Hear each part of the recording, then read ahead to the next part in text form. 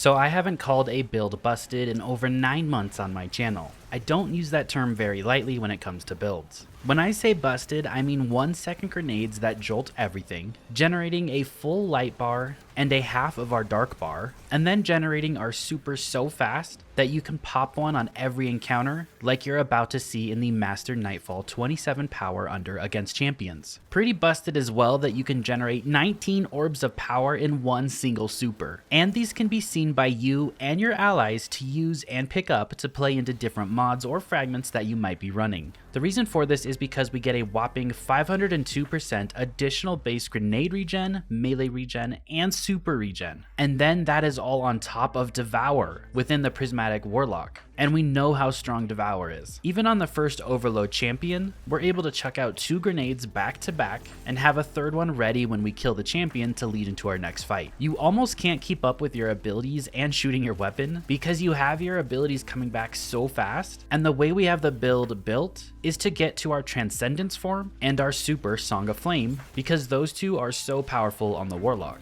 We can use Transcendence to lock down rooms and clear enemies out, and then pop our super to deal with champions left and right. I don't think I have ever played on a build on the Warlock as strong as this one, and that's because we're combining Jolt, Unravel, Scorch and Ignitions, Volatile, then Shatter, Weaken, and Suppression. And everything that I have mentioned turns your Warlock into a slaying machine, and it's how we can easily handle this difficult content and even solo at that. Now this all starts with our ability rotation and our grenade. As soon as you enter a room of enemies or an area that you're about to fight, you throw out that arcane needle, we get 3 charges of that, and it's going to cause the unravel debuff to start spreading to enemies. Next you hit your class ability, which is Phoenix Dive or a Healing Rift if you want to go that route, but personally I like Phoenix Dive, and you're going to activate your Hellion aspect and get that Solar Mortar to start lobbing at enemies. Remember, in harder content, when stuff survives it, 3 shots from this, because it's causing Scorch, is going to ignite a champion and deal a lot of extra damage for us. And then we combine all that with that Storm Grenade, and that's where it really takes off. Storm Grenade got a nice buff this season, 20% extra damage in PvE, and we give it a nice 15% damage buff from a fragment and another 25% damage buff from an artifact mod. But when you throw that one Storm Grenade out, the first thing it triggers is it jolts everything, because each lightning strike it brings down can jolt different targets even if they don't die. The next thing it does is trigger our aspect Devour, because defeating a target with any ability will activate Devour for us. That's a full heal on every kill and close to 20% grenade energy back on a kill. And the way we get that arc grenade to jolt is from Facet of Dominance, which allows our void grenades to weaken targets, which is our prismatic grenade, and your arc grenades to jolt targets, which is our storm grenade. Also, we get amplified when we throw that storm grenade. I don't know if you guys know this, because I've had quite a few comments about this, but you don't have to be running an arc subclass and pick up an orb of power to become amplified. Another way to become amplified is to get kills with arc abilities. So if you're on a hunter and you're doing the combination blow punchy build, then 2 or 3 punches in a row will make you amplified. Same thing with the storm grenade.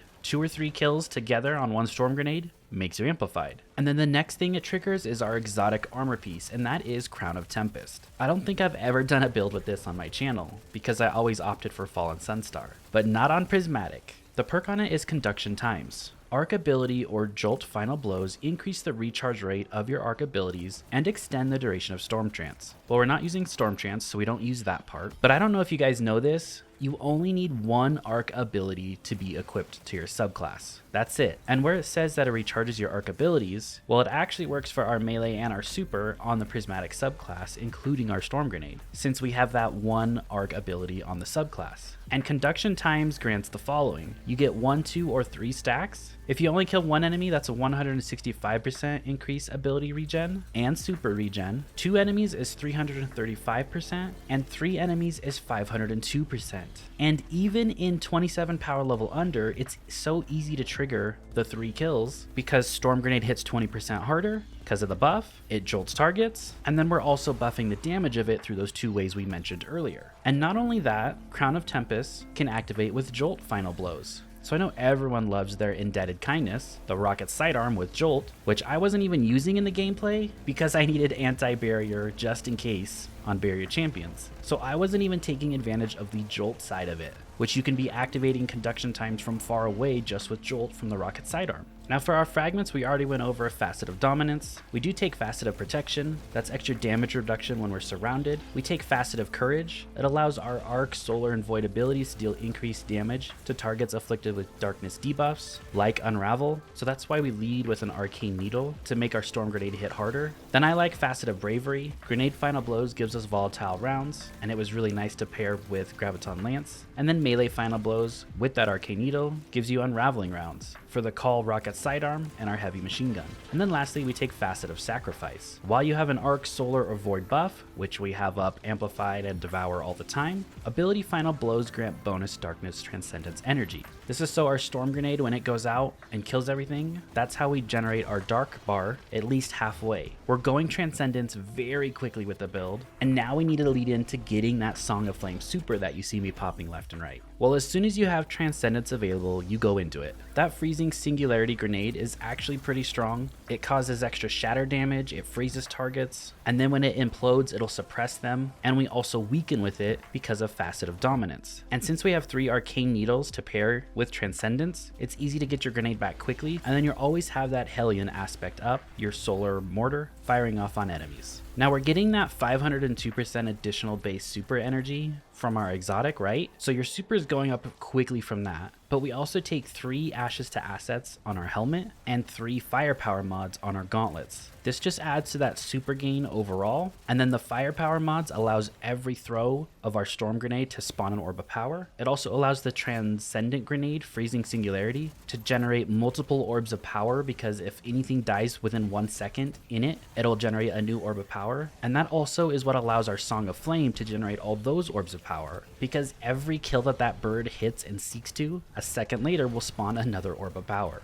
On the chest piece, that's just your damage reduction mods, so match whatever activity you're doing. On the boots, you can either go Weapon Surge mods or Orb of Power mods. I still like Absolution, Insulation, and Innervation, so when I pick up an Orb of Power, I'm getting a bunch of ability energy back, and Absolution and Insulation help me get that class ability back, so I can keep that Mortar up at all times, and Phoenix Dive. On the class item, we take Reaper to spawn an extra Orb of Power, Special Finisher, because a lot of times I was running double Rocket Sidearm with this, so I could just finish something since I'm picking up so many Orbs of Power, and spawn special ammo for me and my fire team, and then Bomber for more grenade energy. For stats on the build, just aim for 100 Resilience, that's your damage reduction. As you can see in the gameplay, you get a grenade back in 1 second, so nothing else really matters as far as stats go. For the artifact mod, we do want Galvanic Armor because we are amplified. That just gives us a free 35% damage reduction. Radiant Orbs, so when we pick up one of those Orbs of Power, we get the 25% weapon damage boost to all our weapons. Should have this up all the time. We also take Void Hegemony, because while you have a Prismatic subclass, defeating weakened targets provides a small Void Overshield, and we weaken within our Freezing Singularity on Transcendence. Then you also want Shield Crush, mainly for when we're amplified or radiant, our grenades recharge faster and deal increased damage. And then Transference, gain increased grenade and melee damage while Transcendence. I hope you guys give this build a shot and enjoy what you've seen,